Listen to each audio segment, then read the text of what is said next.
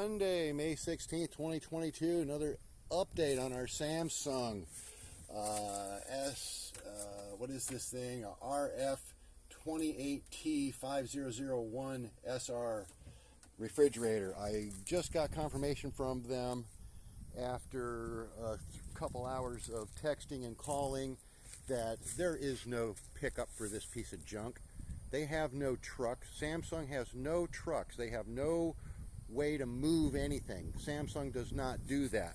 They told me that after I get my refund, I have to keep this unit and hang on to it and not damage it and give that back to them to get my refund. Well, they just told me that after you receive your money, you can call a local haul-away truck to remove it.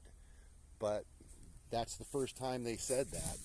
They wanted me to store this thing indefinitely, not giving me any kind of date when they were going to get it.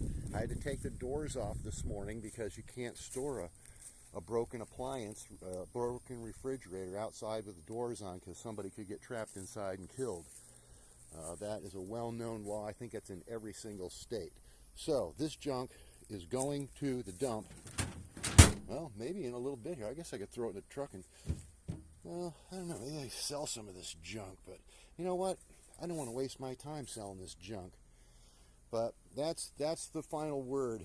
Samsung does not exchange. They do not replace. They do not pick up old appliances.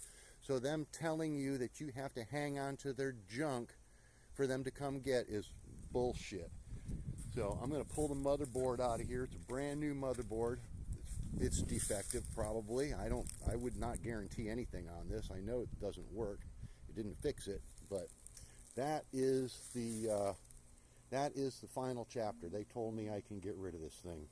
Cut.